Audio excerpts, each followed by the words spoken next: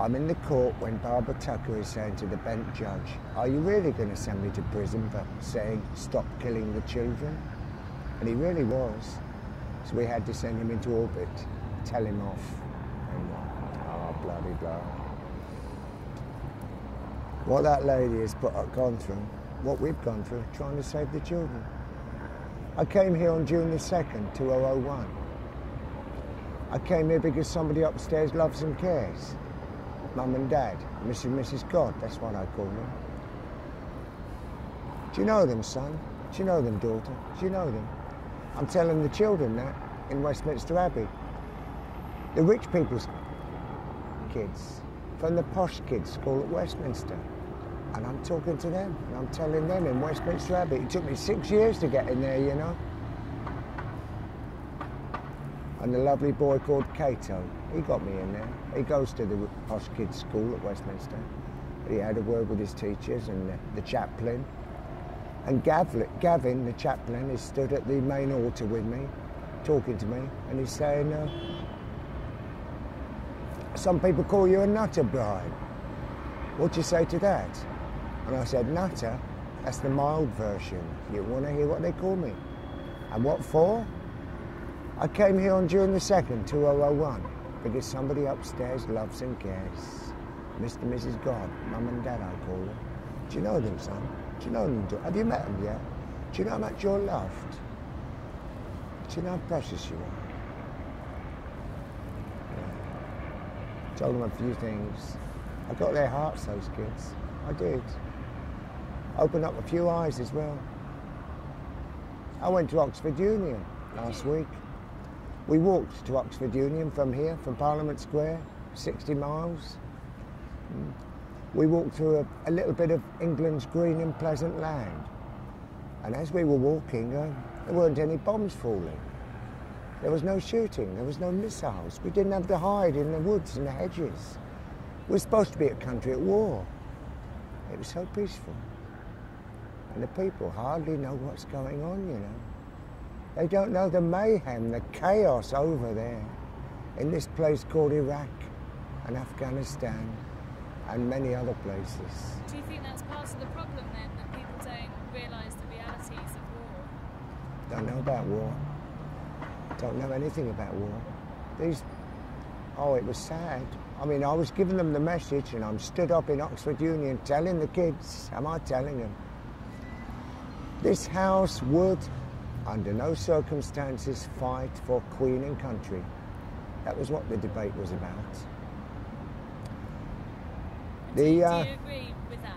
Do you agree that there's I was speaking for it. Yeah. Yeah. General Dannett Donut, our top general, he was going to speak. And Emily Partington, the president, sent me a text and she said, sadly, Dannett can no longer make it. Britain's top general. And I wanted to speak to him. I said, yes, General Dannett Donut. Nice lad from America, USA, would like me to tell you. David from USA wants me to tell you, General Dannett Donut, there's a hole in your Christianity, sir. There's a hole in your bucket, dear Liza, dear Liza. In the past, it's been said an eye for an eye and a tooth for a tooth. But now I say to you, love your enemies. That's what Jesus Christ told us. You can't be the Christian soldier with the sword in one hand and the Bible in the other. I was going to do him like that in a Crusader's armour, you know? Sword in one hand, Bible in the other, big hole in him. General Dannett Donut. If we'd have had time and organisation and money and all of it, we would have had some expressions on our T-shirts, yeah. General Dannett Donut. And this house would, under no circumstances, fight for Queen and country.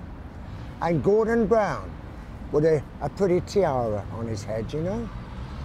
Gordon Brown. Underneath, the peasants are revolting. General Dannett Donut run away. Didn't turn up at all? They asked the Air Vice Marshal, you know, the da da da da da da da da, boom, boom, boom. You know, the Battle of Britain, the bombing. Bomb them all. Bomb 'em all. Oh, there's a song. Bomb 'em all, bomb 'em all, bomb 'em all. The ones of the veil or the shawl. Bomb all the Afghans, Iraqis and Kurds. Bomb all their weddings, their wells and their herds. For we're preempting death to them all. As under the rubble they sprawl, where the DU's a boil in their water and soil. So beers up, my lords, bomb 'em all. It's what we do, it's what we are. We've been doing it for centuries now. It's a wicked business.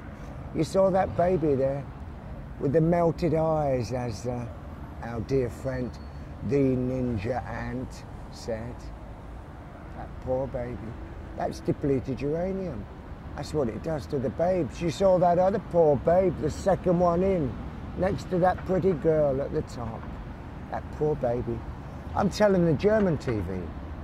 I'm lying down on that green tarpaulin underneath the display. The police said I could have 3 meters for my display and my bed space had to be included in it. Oh, it's madness. Who said? Who said? Who said? I'm lying there one morning and the German TV come up. Big camera. Not a tiddly-piddly thing like that. I mean a real serious camera. Do you know they cost about £250,000, those big cameras? A lot of money. Big camera. And German people, and they wake me up, they disturb me, I'm just lying there, I'm here 24/7, so I have to grab a rest when I can. And I said, oh good, the Germans, we love you. I mean we hate you, and you're good. I mean you're bad. You're good for us though, because you're the evil ones. You're the black sheep of Europe. You're the black sheep of Europe. You're the Nazis, and we're the good ones. You want to see what we do? I said. He says, show me. And I showed him all right. I took him to that babe, that second baby in at the top, with its poor face, and its mum ran away from that poor baby. Can you imagine the guilt of that poor mum? Every day of her life, she ran away from her baby because she was horrified. I've had 8 babies. Oh, it's a precious thing when you hold them in your arms. And my first one died after 12 hours, just 12 hours, that was all. And I sat and watched him die, struggling to live, his arms waving, turning blue. He had oxygen, he had an incubator. They said he had undeveloped lungs. He had a chance. Full-term baby, he didn't make it. 12 hours watching him die. So when I read about a little baby boy called Hope, H-O-P-E, Hope, born in Iraq, who died at the age of 2 hours old, 2 hours young now, 2 hours. There was no oxygen for him. We and the Americans bombed the oxygen factory 11 years before. We stopped it being rebuilt, you know, because we've got to stop them getting all these dangerous things, you know. Oxygen, oxygen. So you can use it for war. You know, the pilots need oxygen up in the sky, don't they? So the baby can't have oxygen. Oh. And the incubator, no incubator. We targeted 600 schools in the first Gulf War with our £1 million cruise missiles. 600 plus schools in Iraq. Kids in schools. Incubators. Well, we targeted 28 hospitals. We targeted them. We killed kids in schools. We killed patients in hospital. So there weren't no incubator for little Hope. And he died. So yeah, I feel for his mum and dad, don't I? Having lost my own baby. Gives you empathy, doesn't it? And, how would you like to see the world? Oh, how would I like to see the world? Hey, listen. I've got it. I've got it. All things bright and beautiful, all creatures great and small, all things wise and